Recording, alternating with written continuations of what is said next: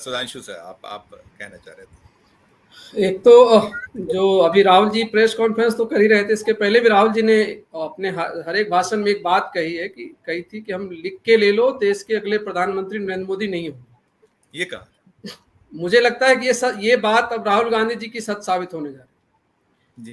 देखिए, बीजेपी अपने तय लगभग 65 सीटें हारी है इस चुनाव में। 303 पे थी, अभी 240 239 ऐसे करके आंकड़े आ रहे हैं, लगभग 65 सीटें वो हार चुके हैं जी। जो बात अभी मयूर भाई कह रहे थे, वो लगभग 5 लाख का बनारस से 5 लाख पिछली दफा जीते थे, इस बार 1,52,000 पे आ गए हैं, तो मोरली वो डाउन होंगे, ठीक है। वो सारी बातें जो ये कह रहे थे कि एंटी इनकम्बेंसी और प्रो इनकम्बेंसी, ऑलरेडी वो अगर आपने चैनलों को उठा के देखा हो एग्जिट पोल के, तो वो सारे प्रो इनकम्बेंसी की बातें कर रहे थे, वो सारे बड़े बड़े कर रहे हैं ना। जो चलिए अच्छी बात, पिछले 3 दिनों से ये हो रहा था, जितने ये बड़े बड़े नाम हैं, चैनल देखते नहीं तो पता नहीं वहां क्या हम नहीं देख पाते, सचमुच नहीं देख पाते, हम लोगों ने नहीं देखा, हमें नहीं पता ये जितने जब ये एग्जिट पोल आया है उसके बाद ये जितने बड़े नाम हैं सर्वेक्षण करने वाले, सारे बड़े नामों के मैंने अपने से सुना कि नहीं जी एंटी इनकम्बेंसी तो छोड़ो, ये प्रो इनकम्बेंसी था, और ये दरअसल विपक्ष के खिलाफ है। जनता सरकार के खिलाफ नहीं है, विपक्ष के खिलाफ है। ये ऑलरेडी ये इस्टेब्लिश करने की कोशिश की गई। लेकिन देखिए, जो मैं चूंकि अभी इसके बाद निकलूंगा, मैं जो लास्ट बात ये कहना चाह रहा हूं, देखिए ये पूरा चुनाव का जो रिजल्ट है वो क्या क्या कह रहा है, मैसेज क्या क्या दे रहा है। सबसे पहला मैसेज है, झूठ हारा है। बिल्कुल, मुझे लगता है कि विश्व के इतिहास में शासनाध्यक्ष या राष्ट्राध्यक्ष किसी भी देश में इतना बड़ा झूठा नहीं होगा। मुझे लगता है कि हिटलर भी शायद इतना झूठ नहीं बोलता, इतिहास रच दिया गया।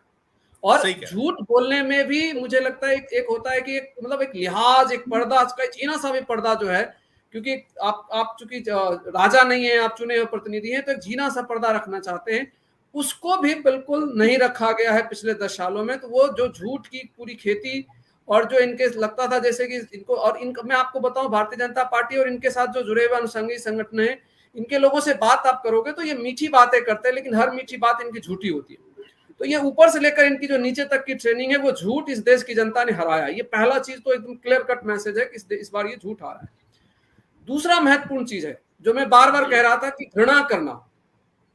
देखिए, राजनीतिक प्रतिद्वंदिता होना एक अलग बात है, लेकिन राजनीतिक प्रतिद्वंदियों को नीची नजर से देखना, उनसे घृणा करना और उनको एक तरह से खत्म कर देने की जो बात करना कि कांग्रेस मुक्त भारत करेंगे, इनका सपना था, वो चीज भी आज हारी है कि ये नहीं होता राजनीति में। और डेमोक्रेटिक सेटअप में तो कभी भी इस तरह की बात करने वाला व्यक्ति जो है वो बहुत, उसको इसका मतलब जो है या तो बहुत घमंडी है, अहमी है वो, अन्यथा उसको राजनीति की समझ नहीं। तो दूसरी चीज वो हारी है। और तीसरी महत्वपूर्ण चीज जो वैमनस्य था जाति का और धर्म का, जो इन्होंने हर राज्य में किया, खाली धर्म का नहीं किया, ये लोगों को ध्यान में रखना चाहिए। 2 राज्य हैं, उत्तर प्रदेश और बिहार, जहां पर यादव विलन थे, और बगल में हरियाणा जो है जहां पर जो जाट जातियां विलन थी, और महाराष्ट्र में मराठा विलन थे। तो ये केवल धर्म में विलन नहीं बना रहे थे, जातियों के भी विलन बना रहे थे। तो वो वैमनस्य भी आज हारा है। और उसी उत्तर प्रदेश ने कहा है कि देखो, अखिलेश यादव के ऊपर आरोप था, यादवों की पार्टी, आज उसके साथ समाज का हर एक तबका जुड़कर दिखा दिया। तो वो चीजें, और महाराष्ट्र में भी वो चीजें हुई। तो वैमनस्य भी हारा। ये जो धार्मिक और जातीय उन्माद और वैमनस्य फैलाने की कोशिश करते थे, वो भी आज हारा है। सांप्रदायिकता हारी है, बड़े पैमाने पर सांप्रदायिकता हारी, क्योंकि ये एक ऐसा इनका मैप था जिसके ऊपर ये खुलकर खेलते थे। ये ऐसा पिच था जिसके ऊपर ये बेशर्मी से खेलते हैं, और इनके हर एक नेता खेलते हैं और अगुवाई करते थे नरेंद्र मोदी जी। वो आज बड़ी बेरहमी से जनता ने उसको ठुकराया है कि ये नहीं चलने वाला इस देश में। ठीक है, थोड़े समय के लिए लोग, अगर देखिए, अयोध्या की हार इसी चीज की ओर संकेत करता है। अयोध्या की हार इस चीज की ओर संकेत करता है कि भारत में अगर शासन करना है तो सांप्रदायिकता, ठीक है, थोड़े दिनों तक लोगों में एक आप झांसा देकर और उसको बहला कर रख सकते हो, लेकिन इस भारत का जो तासीर है और गंगा जमुनी संस्कृति को साथ लेकर चलने की तासीर है, वो तासीर भी आज जीता है, और ये हारा है। फुहरता हारी है इस देश में। जो ये इनकी राजनीति में जो फुहरता आ गई थी कि कुछ भी बोलो, पता नहीं क्या क्या बोलते रहे, प्रधानमंत्री के पद पर रहकर लोग इस तरह की भाषा इस्तेमाल कर सकते हैं, वो चीज भी जनता ने नकारा है।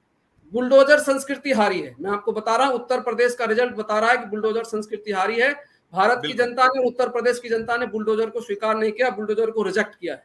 और एक और बात, मोदी की गारंटी की हार हुई है। जो बहुत बार बार कहते थे कि मोदी की गारंटी, जनता ने बताया कि तुम्हारी गारंटी का आपके ऊपर हम भरोसा नहीं करते। ये बहुत स्पष्टता से आया है। इसलिए मैं कह रहा हूं कि जो राहुल गांधी जी कह रहे हैं, जो अगली बात है, और जो आज के प्रेस कॉन्फ्रेंस में जो अशोक जी ने कहा कि बहुत स्पष्ट है, और ये मैं आपको बता रहा हूं, ये पिछले साल भर से, खास करके जब से उन्होंने दोनों यात्राएं करी है, उसके बाद राहुल गांधी को भारतीय समाज की जो अंदरूनी हरकतें हैं उन सबकी समझ बहुत बेहतरीन उनकी हो चुकी है।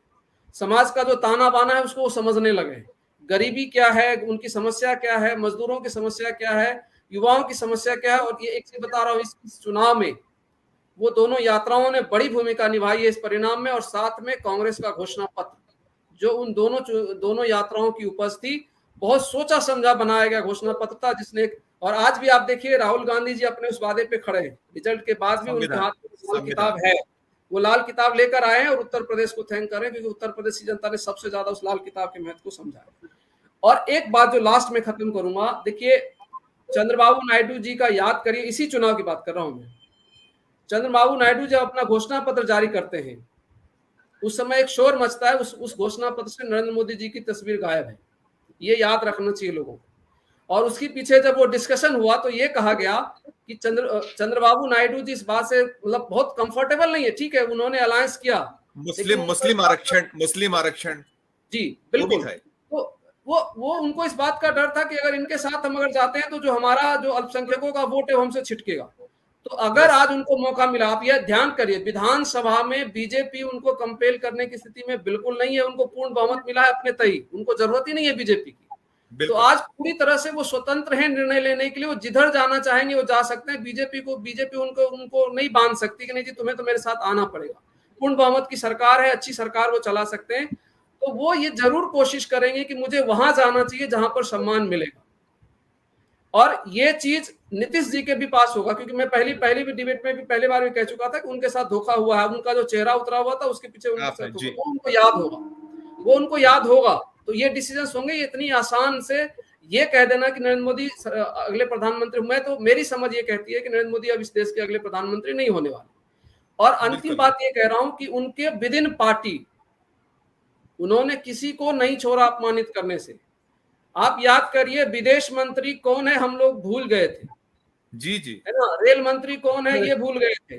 मतलब नितिन गडकरी जी ने एक अपनी पहचान बना रखी थी, बाकी राजनाथ सिंह जी और बड़े बड़े लीडर जिसकी कोई पहचान नहीं थी, वित्त मंत्री हो या कोई हो, सारे के सारे मंत्री अकेले नरेंद्र मोदी जी थे।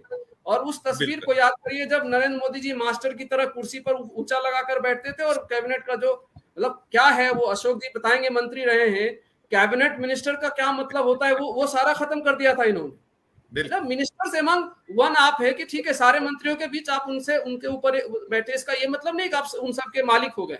सबकी कैबिनेट का मतलब ये होता था कि कैबिनेट का डिसीजन, ये नहीं कहा जाता था कि प्रधानमंत्री का डिसीजन है।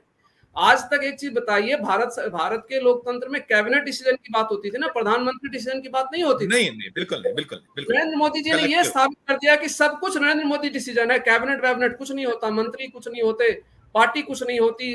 आप एक चीज बताइए, कोई इनके जो राष्ट्रीय अध्यक्ष है भारतीय जनता पार्टी के, उसकी क्या हैसियत थी? क्या हमने वो तस्वीरें नहीं देखी है कि स्टेट में जीतने के बाद अध्यक्ष जी का हाथ पकड़ के पीछे खींच दिया था अमित शाह जी ने? और सुधांशु सर बहुत सारे उदाहरण हमने वो भी देखा है, वो हमें